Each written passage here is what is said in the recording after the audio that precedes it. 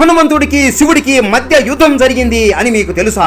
రాముడు అశ్వమేధ యాగం చేస్తున్నప్పుడు తన గుర్రాన్ని వదిలి ఇది ఎంత దూరం అయితే వెళుతుందో అది అంతా రామరాజ్యం అవుతుంది. ఒకవేళ ఏ రాజు అయినా ఆ గుర్రాన్ని ఆపితే ఆ రాజు రాముడితో మరియు రాముడి సైన్యంతో యుద్ధం చేయాలి. ఆ గుర్రం వెళుతూ వెళుతూ మహారాజు వీరమణి రాజ్యానికి వెళుతుంది. ఆ రాజు ఆ గుర్రాన్ని ఆపేస్తాడు. ఈ వీరమణి శివుడికి మహాభక్తుడు. ఆపదలో ఉన్నప్పుడు నన్ను తలుచుకుంటే వచ్చి నీకు సహాయం చేస్తాను అని శివుడు మాట కూడా ఇచ్చుకుంటాడు. ఇలా గుర్రం ఒక రాజు ఆపేశాడు అని రాముడికి తెలిసి హనుమంతుడిని రాజ్యం మీదికి పంపిస్తాడు. అప్పుడు వీరమణి శివుడిని పిలవగా వీరభద్రుడు యుద్ధానికి దిగుతాడు. రాముడి తరపున హనుమంతుడు, వీరమణి తరపున వీరభద్రుడు, వీళ్ళ ఇద్దరి మధ్య ఘోరమైన యుద్ధం జరుగుతుంది. హనుమాన్ ఒక పెద్ద రాయి తీసుకుని వీరభద్రుడి రథాన్ని విరిచేస్తాడు. అన్ని శక్తులు ఉపయోగించి భయంకరంగా దాడి చేస్తూ ఉంటాడు. వీరభద్రుడు కోపంతో తన త్రిశూలాన్ని విసురుతాడు. కానీ హనుమాన్ ఆ త్రిశూలాన్ని కూడా ముక్కలు ముక్కలుగా విరిచేస్తాడు. హనుమాన్ జై శ్రీరామ్ అంటూ అరుస్తూ యుద్ధం చేస్తుంటే మూడు లోకాలు దదరిల్లిపోతాయి. ఇలా యుద్ధం ఎన్నో